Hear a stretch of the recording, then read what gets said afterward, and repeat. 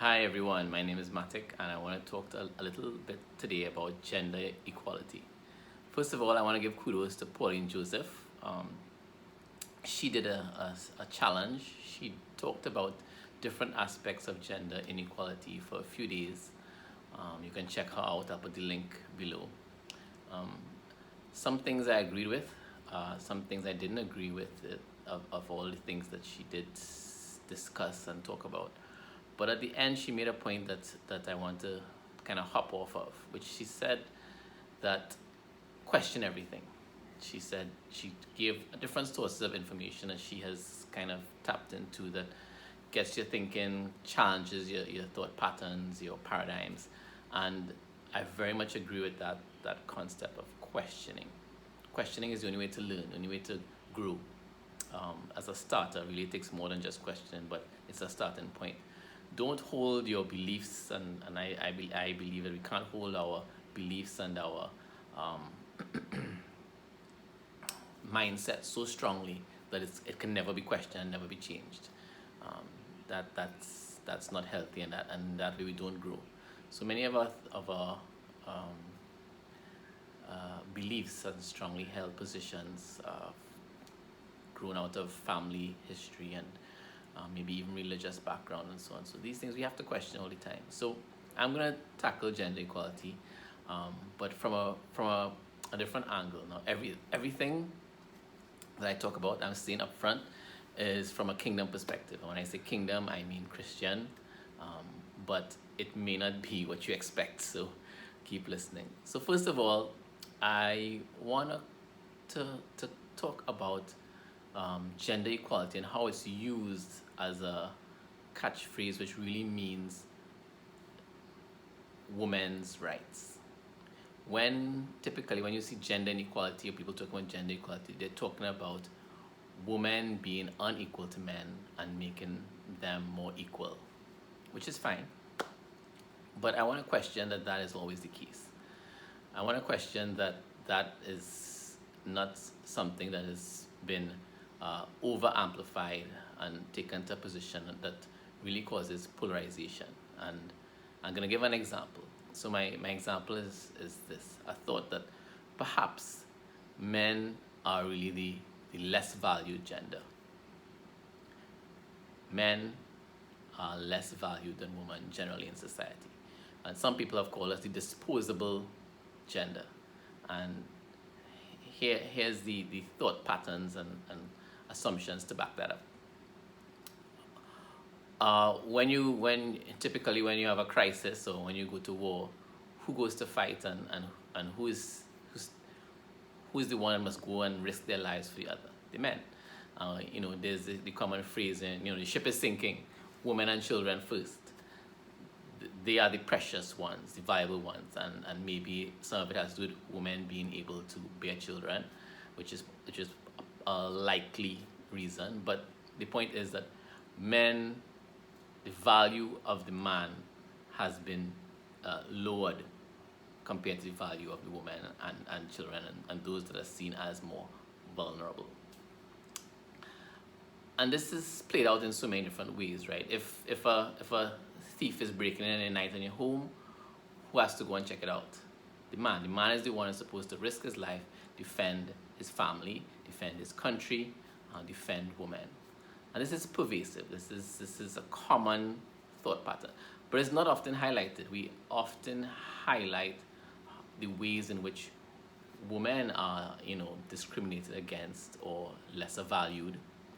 Let's say in the workplace in terms of salary, but we don't talk about the other sides of the coin.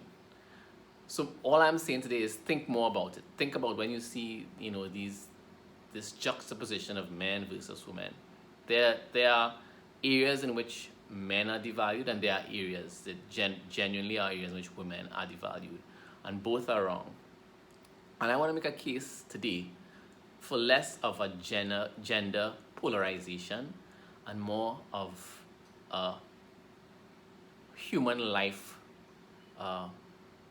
valuing the human life, valuing the individual, and less of these bucketing of into, well, male or female.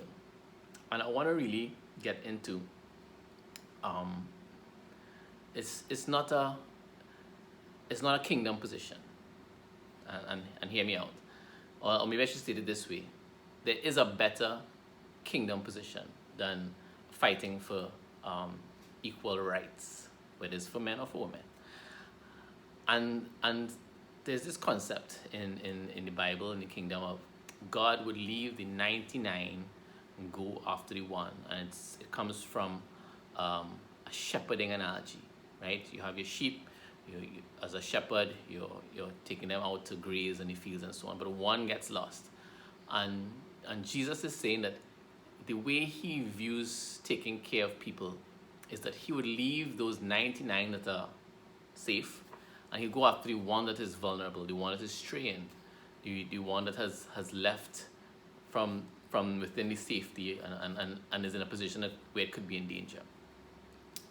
And I'm saying that there's a power in us as people, but maybe especially us as kingdom people, as Christians, just loving the one that's in front of us.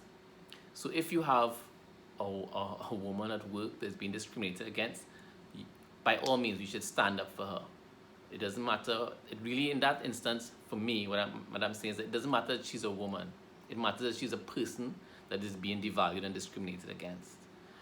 In the same case, if it's a man that's being discriminated, not because it's a man and say, well, men are good and men are fine, I'm not taking on that. But we should stand up. We should stand up if men are being devalued and discriminated against in some way. The issue is not the issue of gender. The issue is standing up for the weak, caring for those that need care, those that are vulnerable and exposed, right? Those that are poor, those that are weak in whatever way. We need to stand up. And this polarization has, in my mind, devastating effects, and it's actually working anti to what maybe gender equality advocates are trying to achieve. Because really, if you only focus on one half of the problem, you can never solve the whole problem. If you only value one part of the equation, you can never solve the problem. So any sort of over emphasis on one gender over the other, I'm proposing, is really not helping the cause. Because people's ideas of what gender equality is vary so much anyway, right? I'm gonna give you an example. When I first started dating my wife, she likes to run, so I had to start running, right? So I went with her for the first time. We ran together, and I learned the rules of running as a couple. And the rule is this: that men run on the outside. If you're running on the road where there's cars passing, men run on the outside to protect the woman from any oncoming traffic, any dangers, and that kind of thing. This was completely unknown to me. I had no ideas of the rules of running as a couple.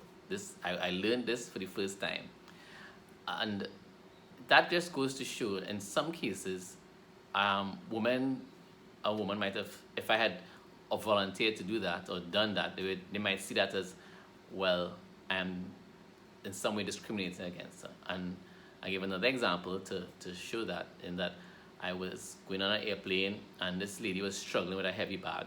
So I offered to put it up in the baggage, hold for her. And she became very offended and even hostile. I was just like, no, I don't need your help, or something like that.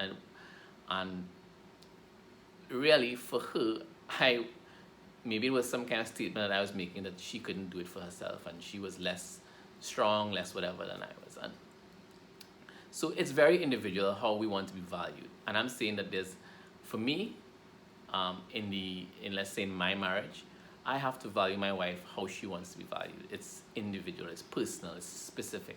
It's how she feels valued, cared for, and loved. And all we need to do, what is more powerful, what will change the world, in my opinion, is just loving the person in front of us the way they want to be loved.